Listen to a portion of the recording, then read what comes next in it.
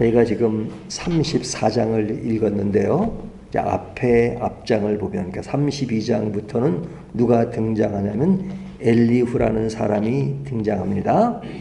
이 사람의 이야기는 이제 37장까지 이어지는데요. 이 사람은 어떤 사람이냐? 첫 번째는 젊은 사람이에요. 그러니까 앞에 세 친구는 좀 이 사람보다는 나이가 좀 위에 있었던 사람인 것 같습니다. 근데 이 사람은 젊으니까 굉장히 패기가 있죠. 그리고 지식과 지혜를 겸비한 그런 자신이 지식과 지혜를 겸비한 자라는 그 자아의식을 가진 자입니다. 그래서 2절을 보면 지혜 있는 자들아 내 말을 들으라, 지식 있는 자들아 내게 귀를 기울이라 그러죠. 그가 사람들에게 뭐라고 얘기해요? 지식 있는 자들아, 지식 있는 자들아 내가 하는 말에 귀를 기울이라고 말합니다. 이 말은 상대방만 그렇다는 것이 아니라 자기는 그 사람들만큼 또 그 사람보다 위에 능가한 사람이라는 의식을 가지고 있는 거죠. 그러니까 자신은 지식과 지혜를 겸비한 자다 하는 것을 전제하는 겁니다. 그러면서 그 사람들에게 자기가 위에 있기 때문에 자기 말을 들으라고 말하죠. 그래서 2절에도 보면 내게 귀를 기울이라 그러죠.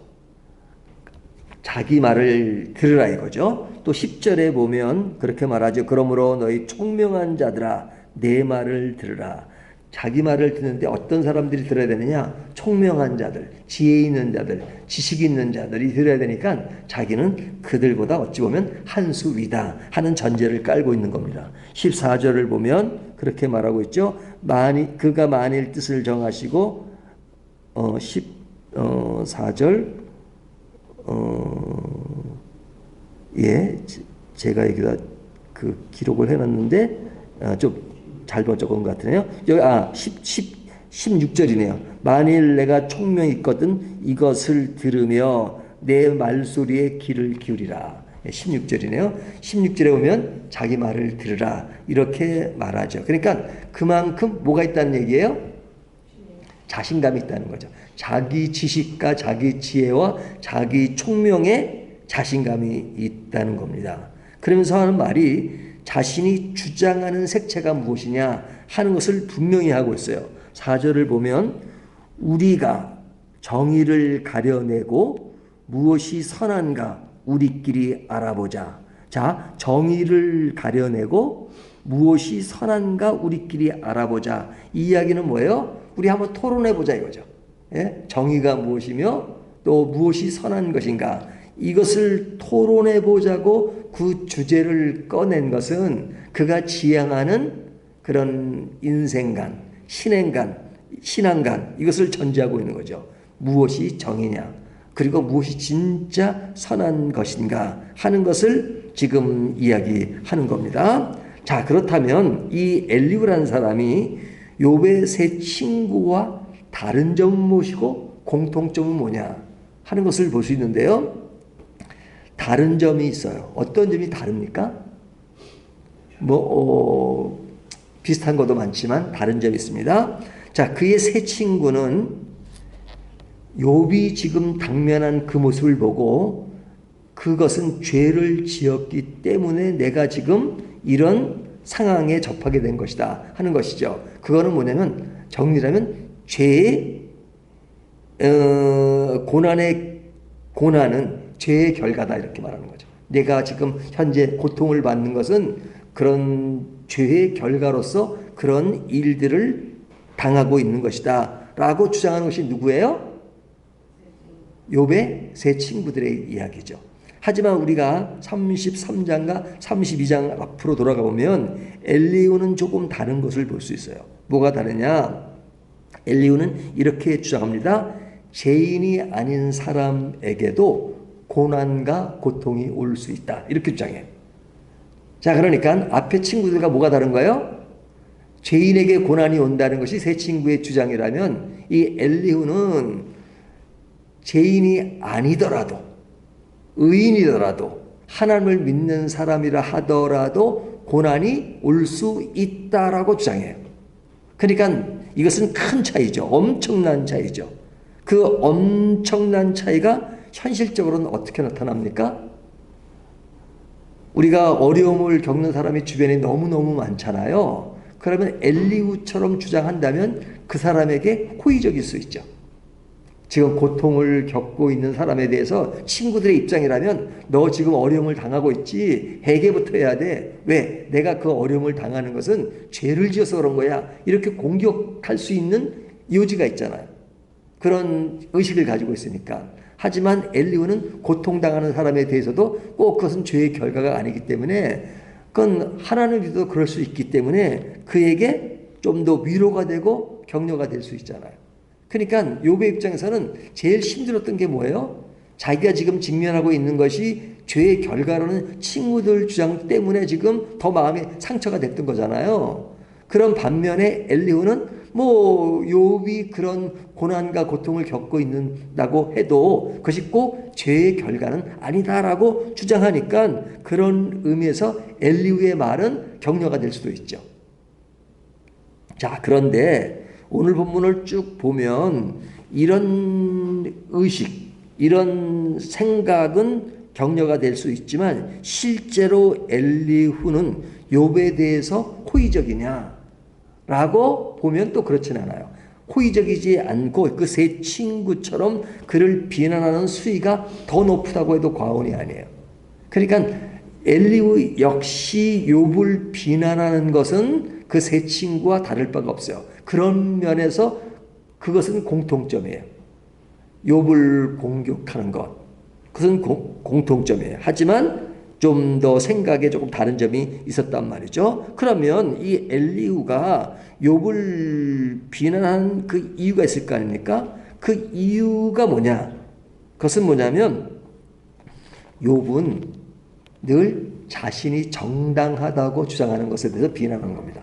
욥은 항상 내 말을 들으면 너는 깨끗하다, 나는 정당하다, 그렇게 주장하는 것에 대해서 엘리후는 지금 공격을 하는 겁니다. 욥이 자기는 정당하다고 주장하는데 사람들이 그렇지 않다는 것에 대해서 자기는 너무 상처를 받고 있다, 그렇게 말하잖아요. 6절에 보면 내가 정당함에도 거짓말쟁이라고 하였고 나는 허물이 없으나 화살로 상처를 입었노라 하니. 누가 그렇다는 거예요? 욥이 그렇다는 거죠. 욥이. 그러니까 늘 상처를 받고 있다고 생각한다 이거죠. 근데 이 엘리후가 뭐라고 비난해요? 7절이면 어떤 사람이 욥과 같으랴. 욥이 비방하기를 뭐라 그래요? 물 마시듯 하며 악한 일을 하는 자들과 한패가 되어 악인과 함께 다니면서 이르기를 사람이 하나님을 기뻐하나 무익하다 하는구나. 참 엘리후가 뭐라고 말해요? 이 욥은 누구와 한패됐어요? 악한 자들과 한패가 되었다. 그리고 그가 하나님을 비난한다고 말하는 거죠. 여기 실제 이르기를 사람이 하나님을 기뻐하나 무익하다 하는구나. 누가? 욥이. 그러니까 욥은 악한 자와 한패가 되어서 하나님을 비난하고 있다, 그렇게 주장하는 겁니다. 그러면서 17절을 보면 17절 정의를 미워하시는 이라시라면 어찌 그대를 다스리시겠느냐. 의롭고 전능하신 이를 그대가 정죄하겠느냐. 의롭고 전능하신 이를 누가 정죄한다는 거예요? 욥이 정죄한다는 거죠. 그러니까 엘리후는 지금 욥은 악한 자와 한패가 되어서 하나님을 비난하고 정죄한다고 주장하는 겁니다. 그러면 욥이 그 악인과 한패가 된 일이 있었나요? 없잖아요. 근데 이 사람은 한패가 되었다고 생각해요. 왜? 하나님을 비난하는 그것을 보고 그런 행동은, 그런 행실은 악인과 한패가 되었다는 거죠. 실제로 악인이란 존재와 막 어울렸다는 것이 아니라 그냥 내가 말하는 그 생각, 이런 것은 완전히 악인과 같은 생각이니까 한패가 되었다, 이렇게 말하는 겁니다. 그러니까 지금 그 비난의 수위가 굉장히 높은 것이죠.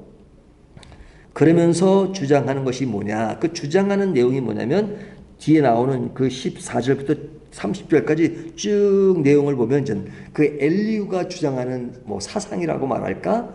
그도 굉장히 뛰어난 사람이니까 뭐 이야기하는 겁니다. 뭐라고 얘기하면 하나님은 악을 행하시는 분이 아니다. 그렇게 말하죠. 10절을 보세요.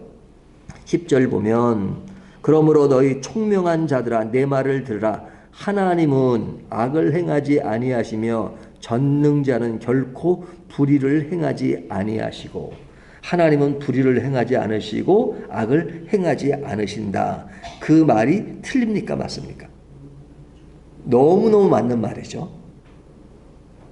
근데 그렇게 주장하는 게 누구예요? 엘리후가 그렇게 주장합니다. 그러면서 13절부터 15절까지는 풀어서 이야기하면 사람이 하나님을 주관할 수 없다는 얘기입니다. 그러니까 하나님은 전능자시고 크신 분이고 불의를 행하지 않으시는 분인데 사람이 하나님을 어떻게 주관할 수 없다 이거죠. 하나님을. 그러니까 하나님 앞에 인간은 불완전한 존재이기 때문에 하나님을 주관할 수 없다 이거죠. 그러니까 하나님은 그런 분이기 때문에 항상 그의 통치는 공의롭다는 겁니다. 18절부터 24절까지 내용은 하나님의 통치는 항상 공의롭다. 그러니까 사람에 의해서 좌우되시는 분이 아니다. 그러니까 어느 누구도 이런 하나님 앞에서 인간의 불만을 토로할 수 없다는 주장입니다. 그것이 29절에 보면 그렇게 말하죠.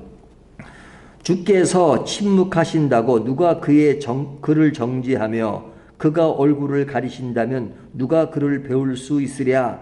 그는 민족에게나 인류에게나 동일하시니. 그러니까 하나님은 완전하시기 때문에 인간 누구도 하나님께 불만을 토로하면 안 된다는 주장이에요.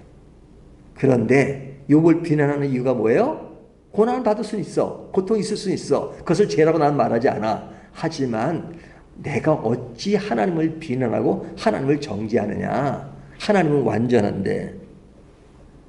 그러니까 그의 말이 맞아요? 틀려요? 그냥 그것만 딱 띄워보면 맞잖아요. 제가 설교하는 내용 중에 상당히 많은 부분은 이 엘리후 설교와 비슷합니다. 하나님은 완전하시다. 하나님은 온전하시다. 어떤 인간이 하나님 앞에 그렇게 자신감을 드러낼 수 있느냐. 그런 설교 늘 하잖아요. 그 설교의 맥락은 엘리후와 똑같아요. 똑같아요. 뭐 비슷한 거다 똑같아요. 그러니까 엘리후가 하나님에 대한 존재, 그 인식, 그 이론, 그것은 너무 분명하고 맞아요.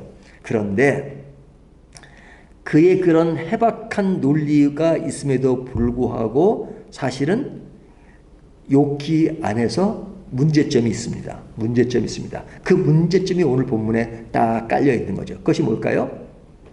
그의 그런 하나님에 대한 논리는 맞는데 뭐가 결여되어 있느냐? 나약한 인간이 겪는 아픔과 고통에 대하여 잘 알지 못합니다.